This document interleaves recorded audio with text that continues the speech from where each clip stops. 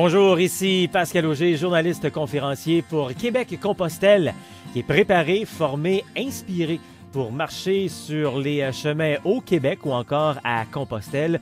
Aujourd'hui, notre rando-rencontre, invité spécial encore une fois avec un bonhomme qui est en train de marcher l'Europe. Ça fait 2 ans qu'il marche.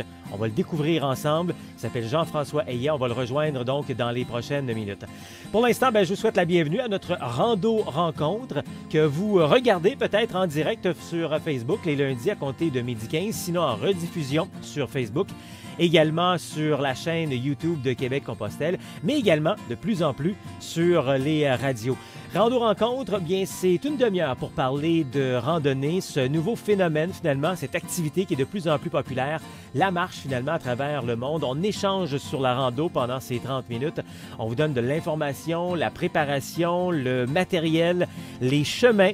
On parle également des chemins, des circuits québécois qui sont divisés en 3 catégories. On parle des chemins de Compostelle également, et puis du chemin du Québec, 1200 km entre Montréal et le phare de Cap-Gaspé. On répond aussi à vos questions. En tout temps, vous pouvez me rejoindre pour qu'on puisse avoir vos questions et justement se préparer. Alors, vous pouvez me rejoindre soit par Facebook, Messenger ou encore par courriel. Mais pour l'instant, notre invité du jour. Il est là, puis on va le rejoindre en direct de Suède. C'est Köping, le village, l'endroit où vous vous retrouvez, Jean-François? C'est une toute petite ville, Köping, qui est à 120 km de Uppsala. Alors, Uppsala est mon lieu de destination. Je me dirige vers la cathédrale de Uppsala, après être parti de la cathédrale de Saint-Jacques-de-Compostelle. Alors, racontez-nous votre histoire, là. Vous avez commencé à marcher à Compostelle. Bon, vous avez déjà fait des chemins de Compostelle, mais là, dans cette aventure-ci, vous avez quitté donc la cathédrale de Saint-Jacques-de-Compostelle pour faire un chemin bien particulier, là. Pour faire un retour. Beaucoup d'Européens, depuis le Moyen-Âge, sont partis de plein d'endroits d'Europe pour converger vers la cathédrale de Saint-Jacques-de-Compostelle. Mais il faut bien comprendre qu'au Moyen-Âge, il n'y avait pas de bus, il n'y avait pas de train, il n'y avait pas d'avion. Donc, aller à Compostelle, c'était forcément un aller-retour. Et donc, vous avez voulu vivre, c'était quoi le retour? Et surtout, je pense, vous suivez les traces d'un personnage, légendaire, finalement. Racontez-nous ça un peu. Ça date de quand, ça? Oui, plus que légendaire. Je suis allé dans ma vie 5 fois à Saint-Jacques-de-Compostelle par des chemins différents, en ayant cumulé plus de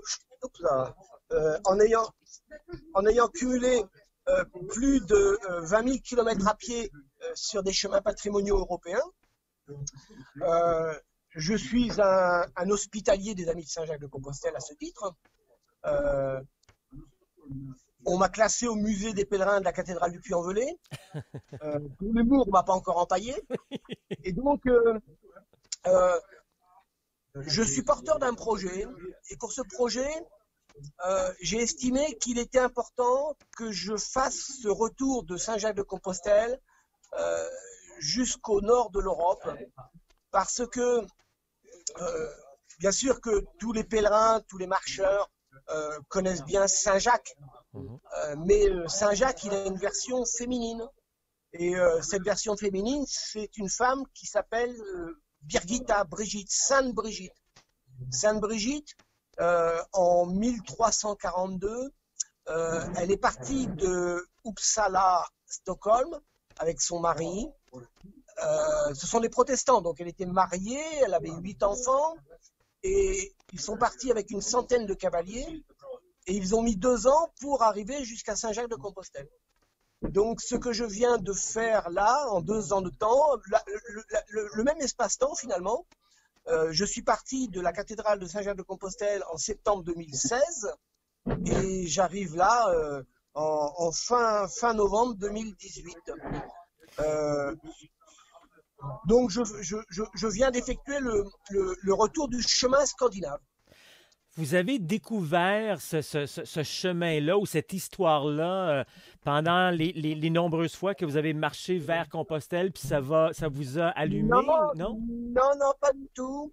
euh, professionnellement, j'avais besoin d'un mode, d'un moyen de transport. Je marche avec un objet qui pèse 28 kilos.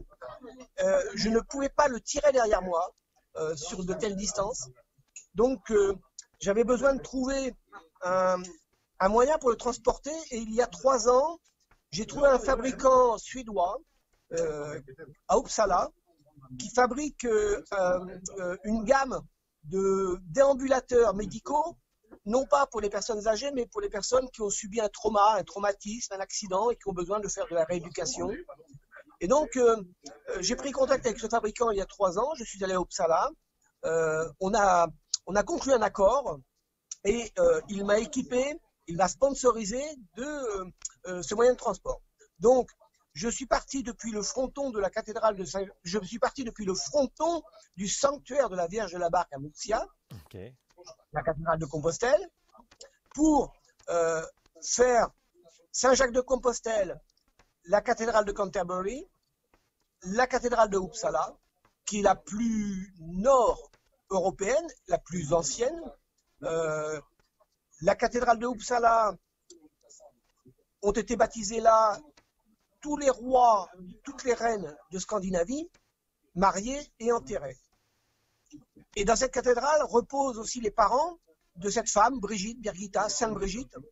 Et alors donc Sainte Brigitte, après avoir fait ce chemin de Saint-Jacques-de-Compostelle, son mari au retour est décédé et elle est allée à Rome.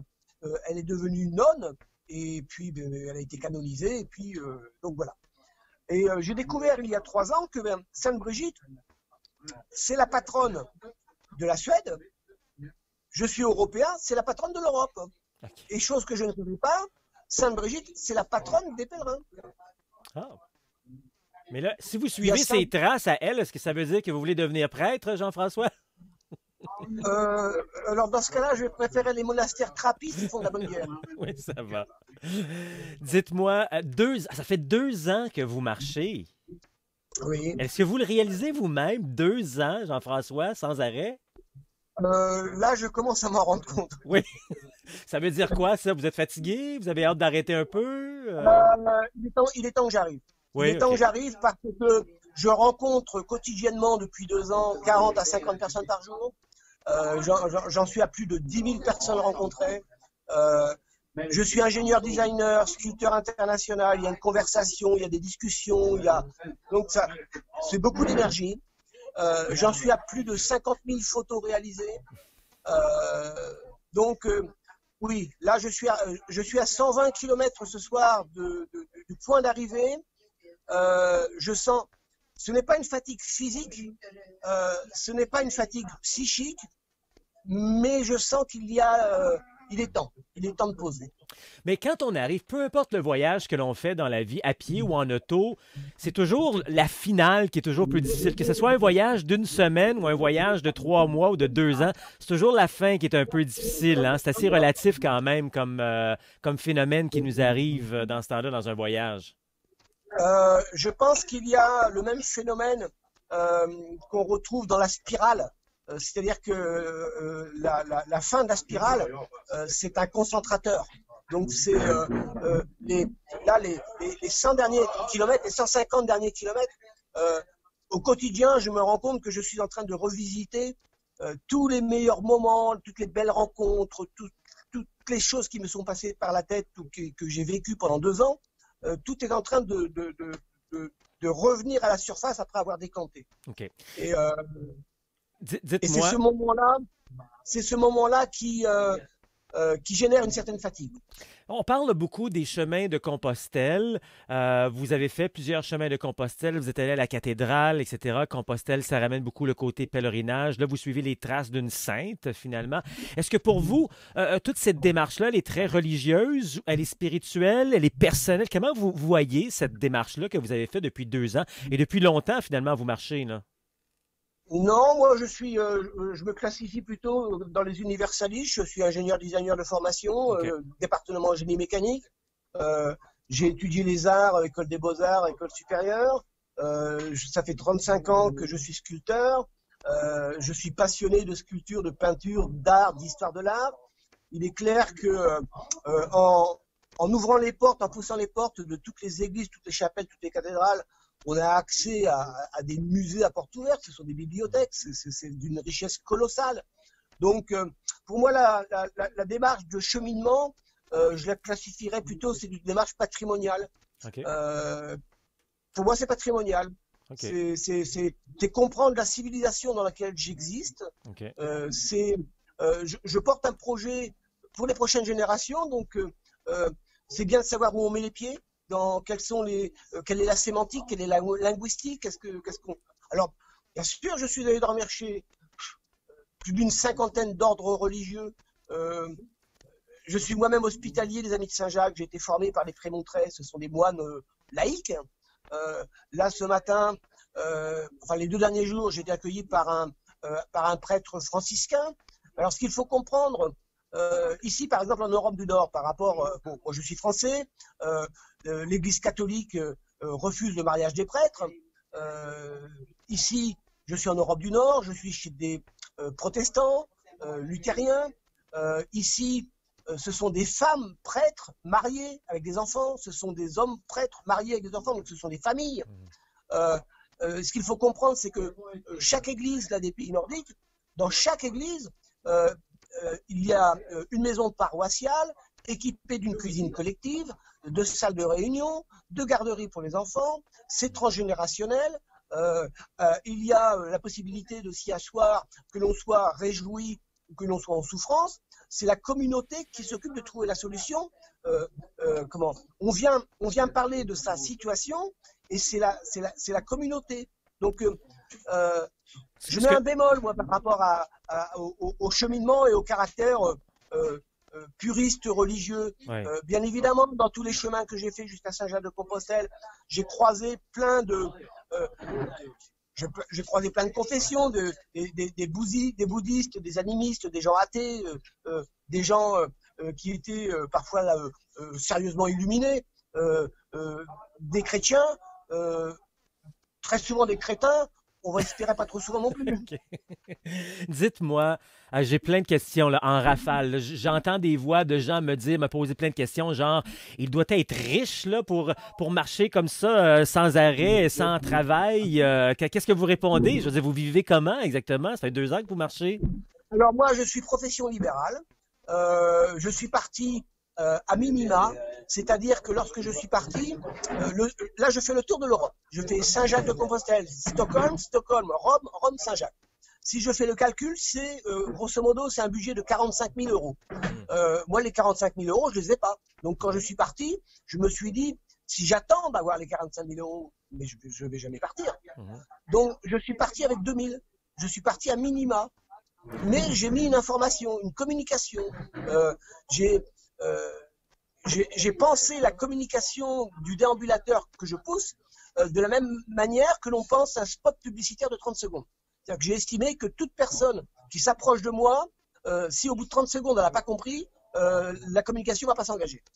Alors, j'ai mis une bouteille, sponsoring, donation, si vous avez quelques sous dans vos poches, ça peut m'aider. Dans mon idée au départ, je me suis dit, bon, les gens vont mettre 1 euro, 2 euros, je leur demande rien. Mais à ma grande surprise, ça a été tout à fait d'un autre ordre. Et là, ça m'a appris vraiment quelque chose là, depuis 2 ans. Depuis le départ, là, j'en suis à 7 pays différents traversés, sans rien demander. Depuis le départ, dans cette bouteille, les gens ont spontanément mis des billets de 10, des billets de 20, des billets de 50, voire des billets de 100 euros. Très fréquemment, j'ai poussé les portes des établissements de restauration pour y déjeuner ou pour y dîner. Et au moment de sortir ma carte bancaire pour dire combien je vous dois, on dit tu rigoles, pour toi c'est gratuit. Ouais, alors, ça pose question. Il y a encore de l'espoir envers la chaleur humaine, hein? Moi, je suis passé fondamentalement de petit village en petit village. Et je pense qu'il y a une fraternité extraordinaire qui est vraiment du terrain. Je pense que les médias internationaux et nationaux nous montrent un monde selon leur coloration, mais qui n'est pas la réalité. Il y a une déformation. Là, je viens de rentrer en Suède depuis que je suis rentré, mais je suis époustouflé de l'accueil. Depuis que vous marchez, donc presque 2 ans, qu'est-ce que vous retenez vraiment de tout ce voyage? Écoutez, j'imagine la liste est longue, là, mais qu'est-ce que vous retenez de plus profond dans ce voyage, chez vous, chez les autres? Ou qu'est-ce que vous avez vécu en quelques mots? Comment vous décrivez ça? Alors chez moi, pour moi personnellement, c'est ces moments euh, de grand repos avec soi-même, de marcher seul, sans écouter de musique. Au début, j'écoutais la musique et puis après, j'ai cessé. Donc, de marcher plusieurs heures. Donc là, c'est vraiment 2 ans de marche. Je vais dire que je viens de faire alors 2 ans de marche à pousser 120 kilos quotidiennement. Je pense que je viens de faire la psychanalyse la plus musclée que je n'ai jamais faite. OK. Et vous avez réglé toutes les bébites qu'il y avait dans votre tête. Depuis 2 ans, on me l'a reproché un peu au départ. J'ai poussé des coups de gueule, j'en ai engueulé. Parce qu'on revisite tout, hein. Ouais. On revisite les gens avec qui on n'a pas été content, avec Ouais. les gens avec qui on a été joyeux. Ben oui. Le petit couillon qui, dans la cour de l'école à 5 ans, tape un coup de pied. Enfin, on revisite tout, quoi. Ouais. Ouais. Et là, ce que je m'en vais faire maintenant, alors là, je prends un repos. Je fais connexion avec le recteur de la cathédrale de Uppsala. Je fais connexion avec le recteur de l'université de Uppsala et avec mon sponsor qui est à Uppsala. Et je vais solliciter l'université d'Uppsala pour passer au crible. J'ai une base de 50 000 photos. Donc les 50 000 photos, je vais les rentrer dans un ordinateur, les traiter avec une base de données, de façon à traiter ça de façon sémantique pour alimenter une conférence internationale que je vais donner au printemps prochain à Stockholm et à Uppsala. Okay. Et alors, c'est une conférence internationale qui a pour objectif, comment je vais le dire? Moi, je me déplace avec un cube qui contient 1000 prélèvements de sable différents de toute la planète. Je fais prélever 7000 bouteilles de sable pour les prochaines générations. Dans cette initiative-là, depuis 15 ans, 5 astronautes ont pris part, dont le plus ancien est Charlie Duke, il était le conducteur de la Jeep Apollo 16 sur la Lune. L'astronaute Jean-François Clairvoy est allé porter ce cube en apesanteur avec l'Agence aérospatiale européenne. Et 1200 personnes ont pris part. Alors, je suis en train de dire merci, en fait. J'ai emmené ce cube depuis 2 ans pour l'amener à la cathédrale de Uppsala. Je vais organiser cette conférence. Je vais faire venir un PDG québécois que vous connaissez, que vous avez interviewé, Laurier Thibault. Je n'ai pas encore marché avec lui, mais il fait partie des grands marcheurs. Donc, on s'est loupé il y a 2 ans à mon départ à Uppsala. On s'est loupé de 2 jours. Donc, à l'issue de cette conférence, je vais faire remettre un trophée à un physicien qui a reçu une médaille d'or pour 3000 vols en apesanteur par la NASA. Et il m'a prélevé le 1000e sable.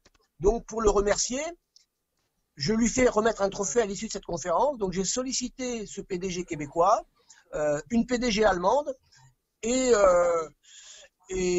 mon mentor qui a 75 ans, plus tout un tas de personnalités.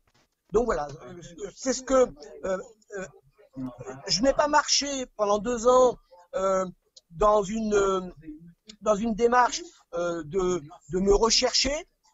J'ai marché pendant 2 ans pour faire le retour des chemins de Saint-Jacques, en tout cas une des variantes, et avec un objectif qui était de dire, ok, je m'en vais faire une conférence internationale à Stockholm, je vais aller toquer à la porte de l'administration des prix Nobel. Il y a 2 ans, je me suis dit, ce serait peut-être bien sérieux que tu saches quand même qu'est-ce que tu vas aller leur dire. Donc j'ai estimé que plutôt que de rester devant mon ordinateur à préparer cette conférence, okay. Eh bien, 2 ans de répétition, 2 ans à expliquer à 10 000 personnes.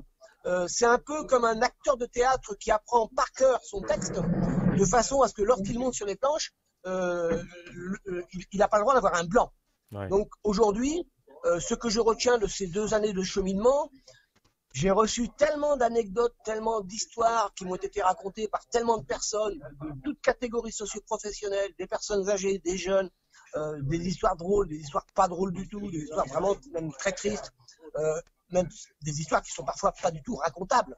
Alors, quand je dis pas racontables, j'ai sur ma trajectoire 5 commandos marines qui m'ont expliqué des choses des théâtres de guerre.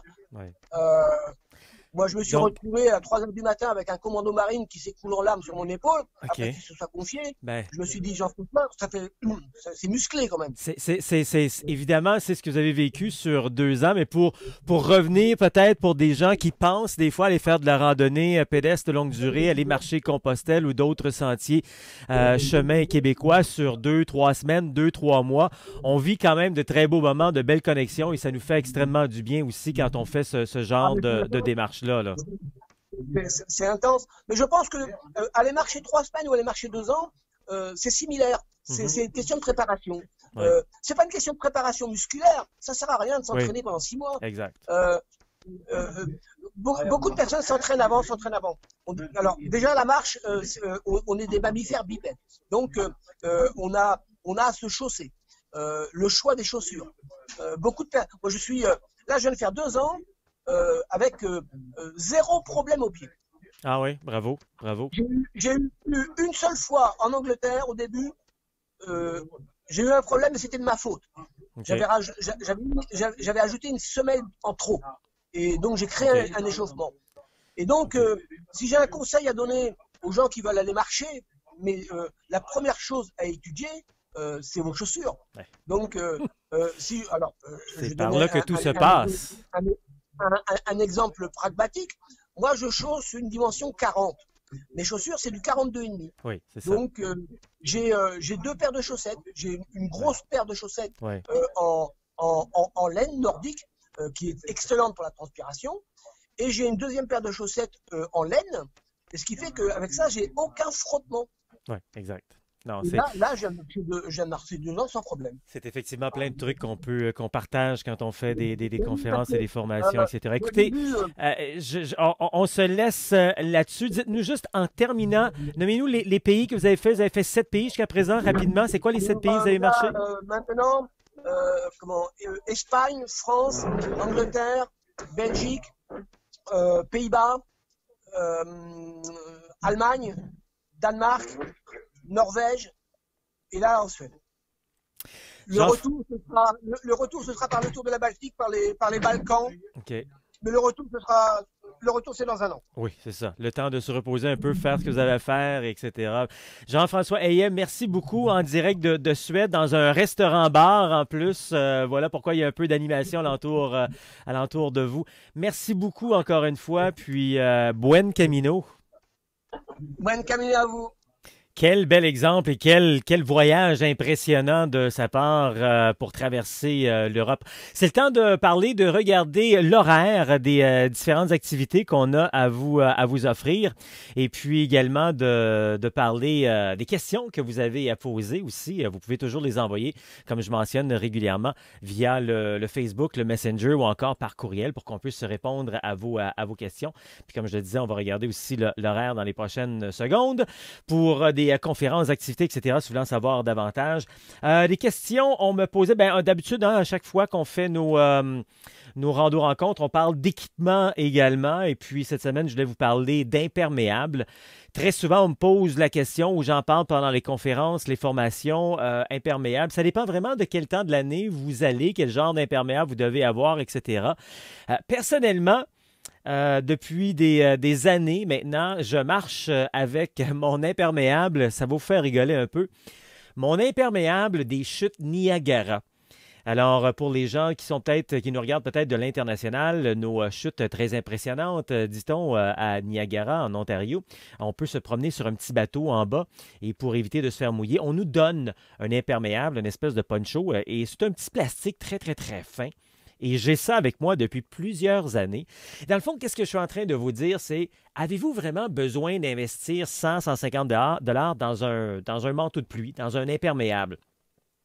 Sincèrement, je vous dirais, ça dépend vraiment dans quelle période de l'année que vous marchez.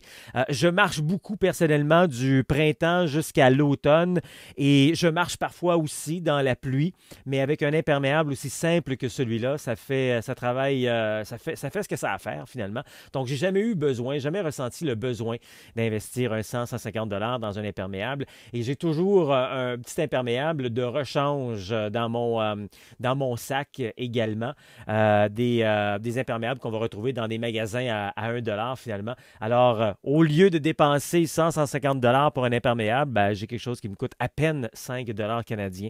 Alors, un truc finalement. Et il y a plein de trucs comme ça qu'on vous partage quand on fait nos conférences, nos formations, pour justement faire en sorte que la randonnée, ça demeure abordable. C'est ça le but, hein? On ne veut pas que ça se coûte extrêmement cher. J'ai souvent eu des gens qui m'ont dit qu'ils ont dépensé des 3 000 ou 4 000 $ parce que c'est ça qu'on leur avait dit que ça coûtait pour s'équiper et on n'a pas besoin de dépenser autant d'argent pour faire de la randonnée pédestre de longue durée.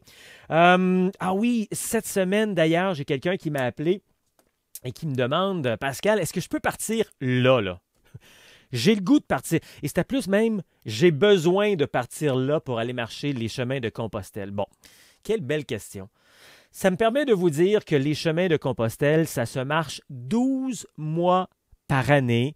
Alors, il n'y a aucun problème. Vous pouvez marcher en tout temps. C'est sûr que rendu à l'automne, hiver, il y a un peu moins d'endroits où on peut dormir. Le choix est moins grand. Mais si vous avez la bonne documentation, c'est possible de marcher sur les chemins de Compostelle, même en plein hiver. C'est pas un problème. Bon, c'est sûr qu'on va peut-être éviter des montagnes, les Pyrénées, des trucs comme ça, là, je comprends. Là. Mais quand même, en Espagne, il n'y en a pas de problème pour marcher. Même qu'il y a des gîtes qui parfois sont officiellement fermés, comme on a eu en invité Josiane Joiret récemment, qui, même si leur nom téléphone est dans le guide, vous pouvez les appeler si vous êtes sur le chemin, on va vous dépanner. C'est ça, un peu comme le mentionnait Jean-François il y a quelques minutes. Il y a cette entraide sur les chemins de longue durée, donc il n'y a pas de problème à ce niveau-là. Bon, ça me permet maintenant de vous parler d'horaires, d'activités, événements. On fait des activités 12 mois par année. Moi, j'aime bien dire 13 mois par année parce que la préparation pour aller faire de la randonnée pédestre de longue durée, ben, c'est pas en plein été qu'on fait ça. C'est pas au printemps ou à l'automne. Oui, on peut le faire aussi, mais beaucoup pendant la saison hivernale également. On se prépare pour les prochains mois, pour notre aventure, notre expérience. Il y a des gens qui vont se préparer 6 mois, 12 mois, 18 mois d'avance pour leur aventure. C'est pourquoi on offre des conférences un peu partout à travers le Québec en personne. Je me déplace, je vous donne des conférences. Si vous êtes de l'international, on vous invite à venir au Québec. Sinon, je peux aller faire des conférences à l'extérieur du Québec également. Mais aussi, on donne des ateliers en ligne. Alors, vous avez une série d'ateliers qu'on peut vous donner. Il y en a 6 fois par mois. Les ateliers de préparation ou encore les ateliers technique, où c'est plus le côté matériel qu'on va vous offrir. Alors, c'est très, très simple. On vous offre toute la préparation, autant sur avoir l'information sur les chemins de Compostelle, les circuits québécois, le chemin du Québec de 1200 km. On fait tout ça en ligne, en atelier. Et puis, on fait également toute la portion, l'atelier formation, c'est-à-dire le matériel, le sac à dos, quel genre de sac à dos, quel poids, qu'est-ce qu'on apporte comme vêtements, etc. Parce que tout va dans un très petit sac à dos. Là. Si vous avez vu les exemples que souvent je vous donne en images, ben, le sac à dos est vraiment pas très très gros. C'est pas comme les gros sacs à dos qu'on voit comme dans les films, comme dans Wild, où évidemment on exagère parce que c'est des films. Hein? Mais quoi qu'il y a des gens qui traversent avec ce genre de trucs-là aussi, mais c'est pas nécessaire pour la randonnée communautaire comme nous on fait. Alors, on récapitule, on fait des conférences en personne, on fait des ateliers en ligne également et on a ce qu'on appelle des week-ends de formation rando. Ça se passe à Saint-Jean-sur-Richelieu. La journée du samedi, c'est les ateliers qu'on vous donne pour la bonne préparation, toute l'information ainsi que l'information technique. Donc, on passe la journée là-dessus et le dimanche, on va faire un atelier. On va faire une randonnée de 15 à 25 km pour mettre en pratique tout ce qu'on a appris le samedi, corriger les choses, apprendre à marcher avec des bâtons, adapter son sac à dos, faire les ajustements, etc. Alors, c'est vraiment du 3 dans 1. Vous vivez comme sur le chemin.